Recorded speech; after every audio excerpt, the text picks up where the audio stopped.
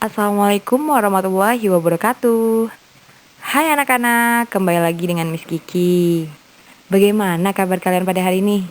Miss Kiki harap selalu sehat dan tetap semangat belajar ya. Pada hari ini kita memasuki pembelajaran tematik kelas 2, tema 5 pengalamanku, subtema 1 pengalamanku di rumah, pembelajaran 1 dan pembelajaran 2. Sebelum kita memasuki pembelajaran pada hari ini, marilah kita membaca basmalah bersama-sama. Bismillahirrohmanirrohim. Baik, kita mulai. Pada halaman 1, pengalamanku. Setiap orang memiliki pengalaman.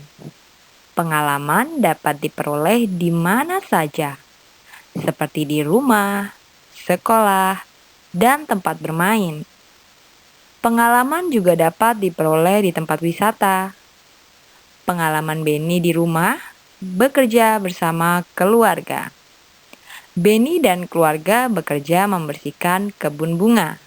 Kalian dapat lihat pada gambar nomor 1. Benny di sekolah pernah menang lomba. Benny menang lomba membaca puisi. Pada gambar 2. Benny juga berpengalaman di tempat bermain. Pengalaman bermain galasin dilakukan di lapangan. Kalian bisa lihat pada gambar nomor 3. Benny berpengalaman juga di tempat wisata.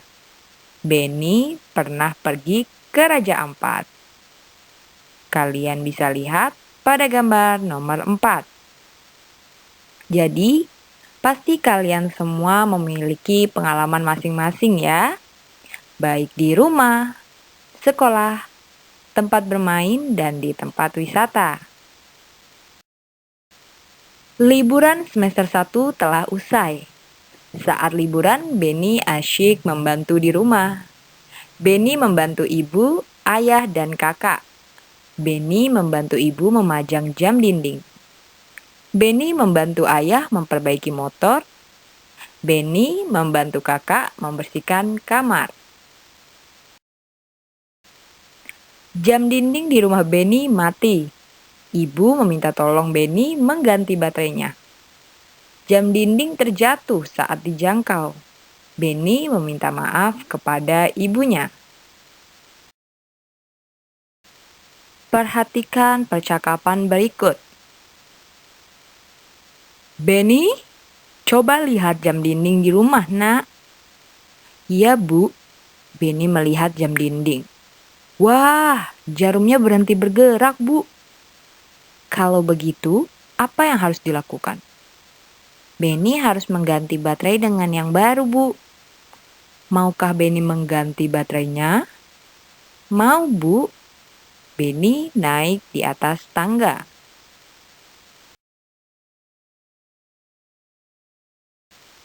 Hati-hati ya, nak. Ya, Bu. Saat menjangkau jam dinding, Benny kurang hati-hati. Wah, jamnya retak. Maafkan Benny, Bu. Benny kurang hati-hati dalam mengambil jam dinding, sehingga jam dinding terjatuh.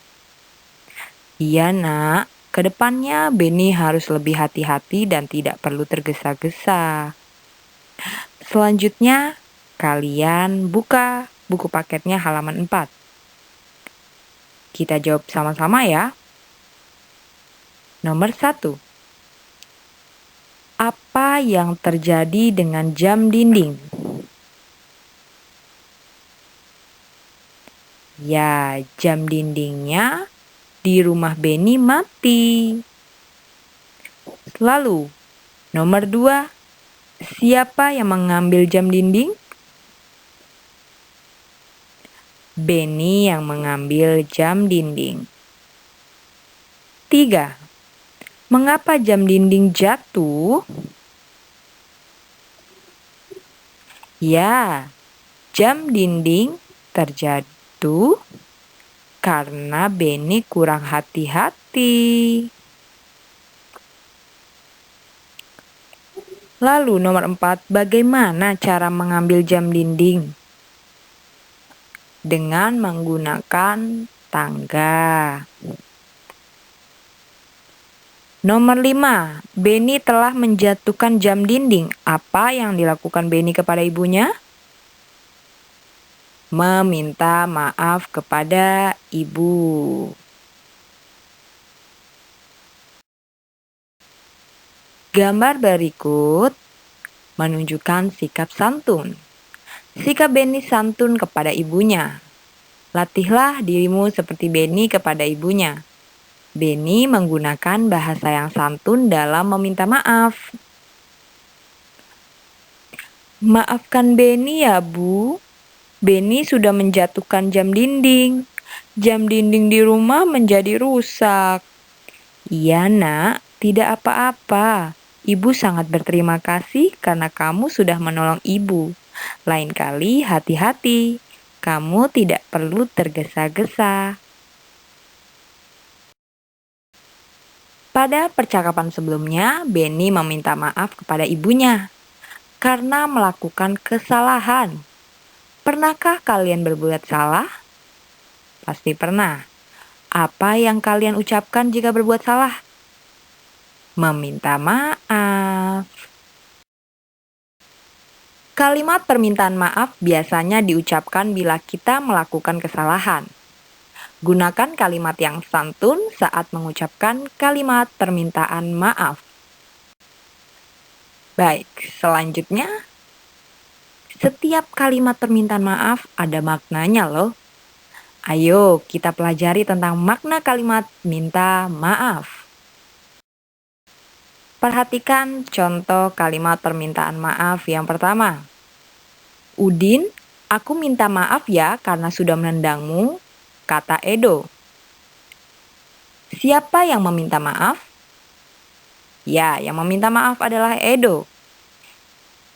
Edo meminta maaf pada siapa? Edo meminta maaf kepada Udin. Mengapa Edo meminta maaf kepada Udin? Karena Edo sudah menendang Udin. Maka, kalimat minta maaf di atas maknanya adalah Edo meminta maaf kepada Udin karena sudah menendangnya. Contoh permintaan maaf yang kedua. Fani, maafkan aku ya sudah menghilangkan bonekamu, ucap Rani. Siapa yang meminta maaf? Ya, yang meminta maaf adalah Rani. Rani meminta maaf kepada siapa? Kepada Fani. Mengapa Rani meminta maaf kepada Fani? Karena sudah menghilangkan boneka. Jadi, kalimat minta maaf di atas maknanya adalah Rani meminta maaf karena sudah menghilangkan boneka Fani. Sampai sini kalian paham ya untuk menjelaskan makna dari kalimat meminta maaf. Benny teringat tugas dari gurunya. Tugasnya mengukur panjang benda. Benda yang ada di rumah, Benny ingin mengukur panjang jam dinding. Berapakah panjang jam dinding ini? Sebutkan alat yang digunakan untuk mengukurnya.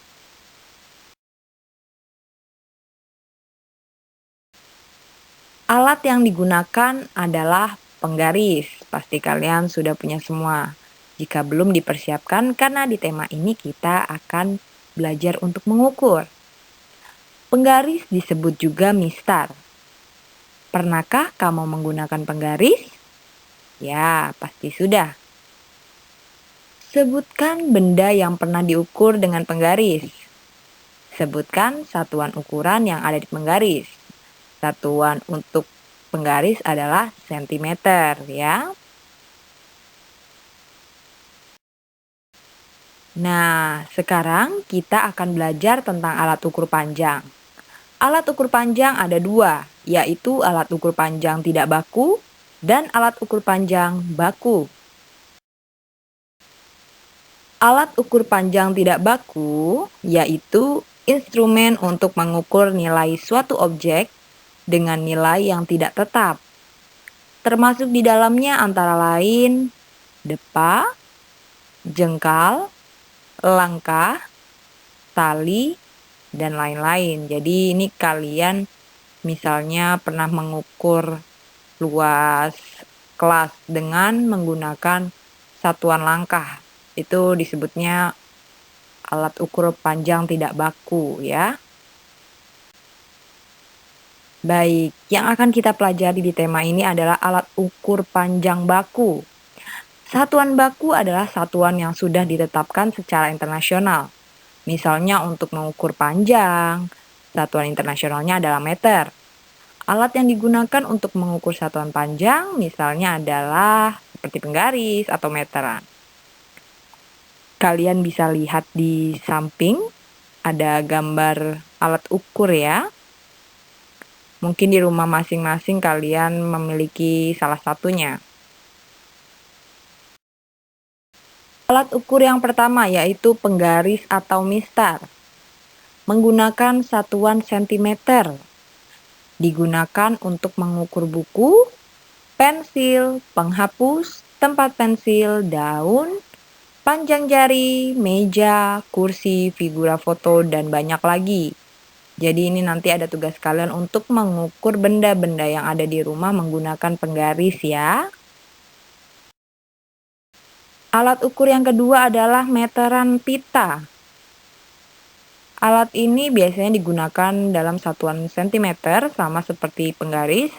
Digunakan untuk mengukur kain bahan baju, biasanya digunakan oleh penjahit.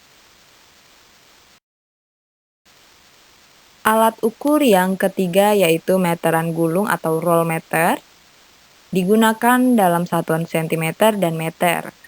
Kegunaannya untuk mengukur panjang tanah, pintu, meja, papan tulis, kursi, dan tinggi badan. Alat ukur yang keempat yaitu jangka sorong, digunakan dalam satuan sentimeter dan milimeter untuk mengukur benda yang berbentuk lingkaran seperti cincin, mur, lingkar jari, pensil, kelereng. Perhatikan percakapan berikut. Bu, apakah nama satuan pada penggaris? Beni lupa nama satuannya. Satuan ukuran pada penggaris adalah sentimeter. Sentimeter disingkat cm. Bagaimana cara menggunakannya, Bu? Cara menggunakannya adalah sebagai berikut. Ukur benda dimulai dari angka 0. Angka 0 pada penggaris harus lurus dengan pangkal benda. Terima kasih, Bu. Perhatikan gambar berikut pada halaman 9. Pilihlah benda yang dapat diukur dengan penggaris. Berikan tanda checklist pada gambar berikut. Kira-kira nomor 1, ada tempat tisu. Bisakah diukur dengan penggaris? Ya, bisa. Maka beri checklist pada kolom ya. Kedua, dinding kamar mandi. Apakah bisa diukur dengan penggaris? Tidak, terlalu panjang ya. Lalu, nomor 3, meja. Dapat diukur dengan penggaris? Ya, dapat. 4, tangga. Tidak bisa diukur dengan penggaris. 5, ada bingkai foto atau figura. Bisakah diukur dengan penggaris? Ya, bisa. Checklist. Terakhir nomor 6, akuarium. Bisakah kita ukur dengan penggaris? Bisa. Ayo kita belajar bernyanyi lagu Pelangi-Pelangi. Pasti sebelumnya kalian pernah mendengar lagu ini ya.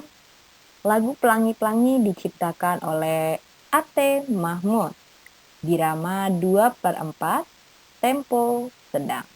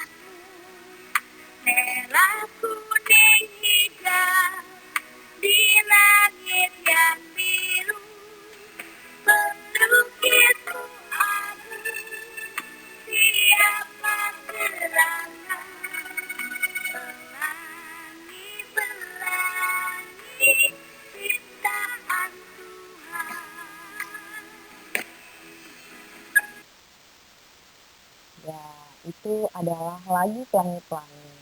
Kalian bisa berlatih masing-masing di rumah ya. Tahukah kamu tekanan nada? Tekanan nada pada lagu ada dua, nada kuat dan nada lemah. Tanda lebih besar artinya nada kuat. Tanda lebih kecil artinya nada lemah.